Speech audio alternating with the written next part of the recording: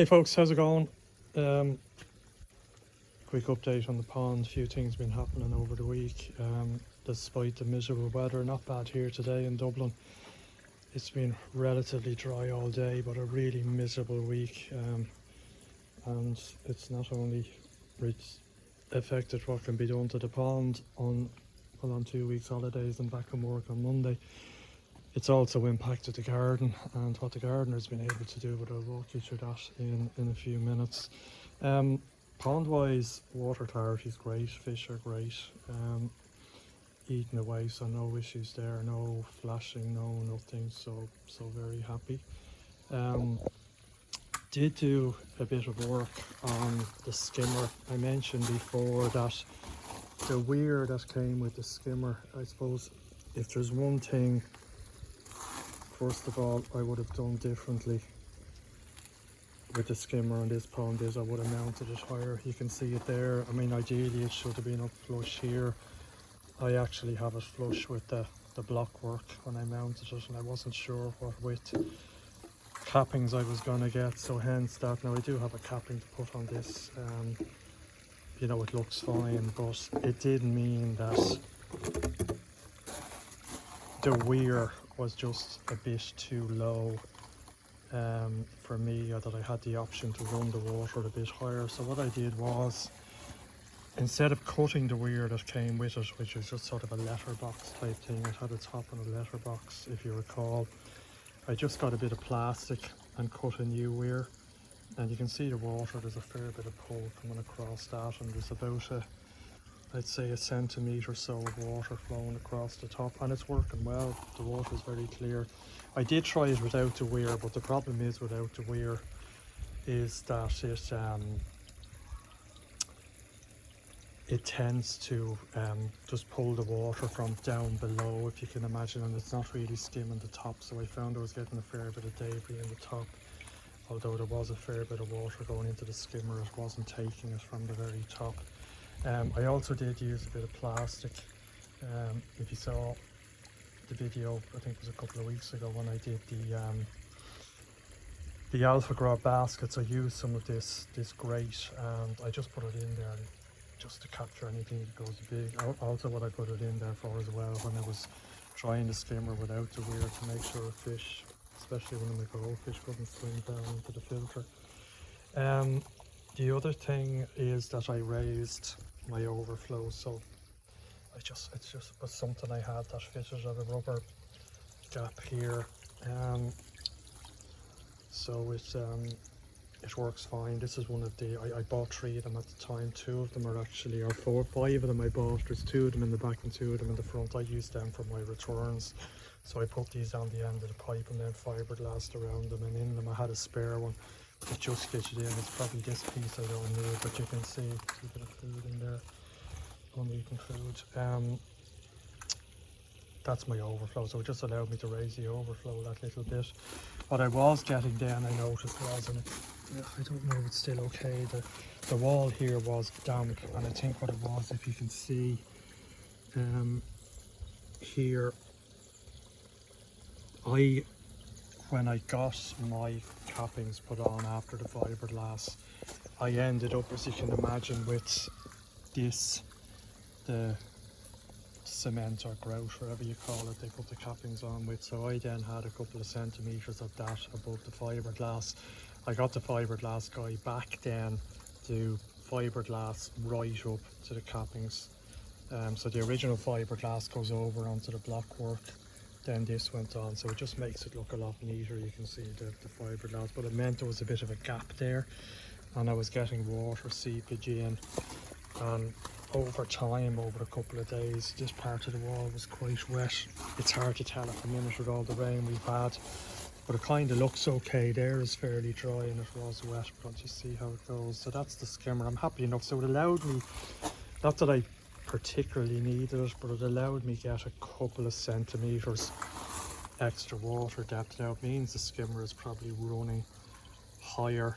You can see the water's quite high, although it doesn't come over the top. Although I was getting damp here, I wasn't getting any dampness around the body of the skimmer, so it wasn't coming over it. So, and in terms of that plastic, all I did was, I probably will get a piece of PVC or something cut for it, but the cheapest way to do it was I got an old crate and just cut the plastic. Now I needed 2 sheets to fit it properly and hold it in place, but it does work, cheap and cheerful. Just to test the concept, I will get something more permanent. And what I did as well was, I mentioned before, for some reason, I don't know whether it's because when I put a bit of mortar in here, I had a gap here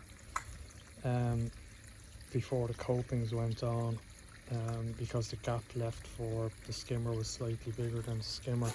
So I filled, I don't know if it bowed in the sides, although it doesn't look at it there.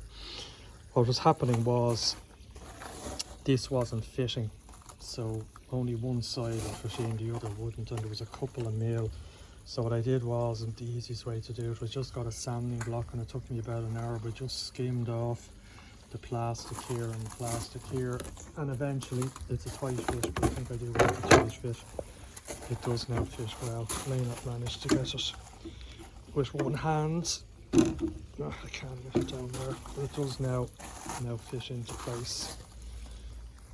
So that's the skimmer, so I'm happy with that actually. Hopefully I'll just see if I...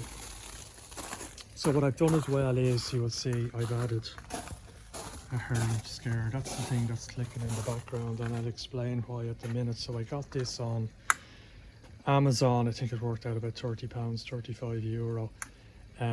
The way it works is, the hose connects into it, there's a sensor on it, and then basically there's a valve, so when the sensor's triggered, it opens the valve and then it sprays water. You can adjust the width of the spray, and you can also here adjust how far it sprays. I did have it up here, which was kind of useful because it's beside a tap, and I was able to stick the spike in it in here. But my wife came out with the dogs earlier in the morning and got drenched twice. She forgot about it, so I kind of had to move it. Now you'll probably see that job was not great. The piece of wood is there because this on top needs to oscillate, so it was too close to the drain. And I just used cable ties. You know, to be honest with this thing, it's going to be there for the summer when the covers are off. I wouldn't say it would last a night of hard frost anyway. And I'm not going to use this part. I might just cut this off, although it doesn't really matter. So the clicking is the sensor. So it's not getting water at the minute. So I was sort of looking for one of these things and say, wouldn't it be useful if it had a timer on it? Because there are times you're going to be out in your garden and you're not going to want it all the time. You're going to be around the pond, but they don't seem to exist. Oh, by the way, this thing on the back here, that's the range of the sensor. So you can turn the sensor down, that it only works, you know, for 3 or 4 meters, which is fine. But you can see here, even though I'm over to the side, it is still, I could, I suppose, put a bit of tape on it there because I only want it on the pond. But anyway, you can't get them with a timer, so they're either on or off. Now, the thing you could do is, during the day, is just turn the tap off. But obviously then you would forget to turn it on in the evening invariably. So what I did was, I had this old B&Q timer. So I set this that the tap is on, and this is just used for irrigation, for, you know, auto watering plants or lawns or something like that. But what it does is, between 5 in the morning and 8 in the morning, this gets water. And I know from the cameras, that's the time when the heron comes. It's at dusk. There's too much activity during the day and in the evening for it to arrive, so it gets the water then. And as soon as it clicks, it does make a fair bit of noise. I'll just show you it now without trying to drench myself. I can turn it on manually, and you can maybe see that's it there, and it sprays water, makes noise. So if the heron is around, he didn't turn up this morning, just turn it off again. He did turn up yesterday, but it was up the back then yesterday. I'm not too sure whether it triggered now. The good thing was, usually when he comes, I get a fair bit of footage. Now again, my cameras are only triggered by movement, they're not on all the time, so I only got one sort of 10-second stream. Normally I get over an hour and a half bits and pieces of him moving. So I only got one, so that suggests maybe it did go off. I just didn't capture it on the camera, but he didn't come back. It does spray water into the pond, obviously, and the eagle-eyed amongst you would say, well, that's chlorinated water, but you know, that amount of chlorinated water really isn't going to be an issue in a 22,000 litre pond, so I'm not worried about it. So I'll add a link and I'll let you know how that goes, but hopefully it does keep this heron away, because I have the net. It is pretty ugly, but it is a necessity. I don't know if I would ever feel confident enough to take the net away, even after I get a pergola up. We'll see.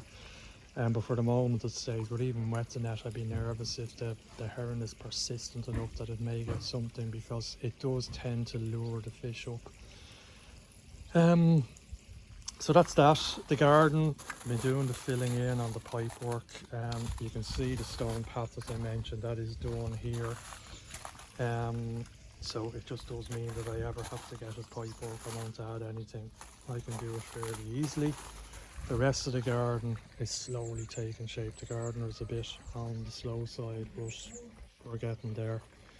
You can see he has the divide around. Not too sure how it's going to work there at the different levels. That was always a challenge here. He's in the process of rotivating the lawn and hopefully seeding it during the week. So we are getting there, and hopefully we'll get to a smaller piece of lawn and a lower maintenance garden. See the path here, I still have the feeds for the rear sticking up. I'm probably going to need to insulate them in some way, but I can get to that before the winter comes out. And looking at the back, not a lot happened there. My alpha dog is still there doing well, the 3 baskets of it. I'll probably fish one out in a few weeks and see if there's any dirt trapped in it. It looks fairly clean there at the moment. As I say, there is a fair bit of water coming through the return there on the pump. Not pumps, the pond has been fairly clean. There's very little settlement in the back there, and it's like last Wednesday or Thursday week I cleaned that. That's about it. Haven't done anything on, still thinking about the water blade idea that I had. You'll remember getting the acrylic sheet cut to the width and then using a bit of 90-degree profile angle on the sides to sort of create a spillway. Still looking into it. You know, as I said, it's an idea. I can try it. You know, just pricing it up. The tailor-made steel spillway will cost me about €260. To do it with the acrylic black with the angle will cost me well under €100, so it's kind of a no-brainer to give it a go and see if it works. So I'll keep you posted on that. Maybe I might order the acrylic. I might get the angle first and just make sure I measure that the acrylic is going to be cut, because I can get it cut to size. It's not the easiest stuff to cut.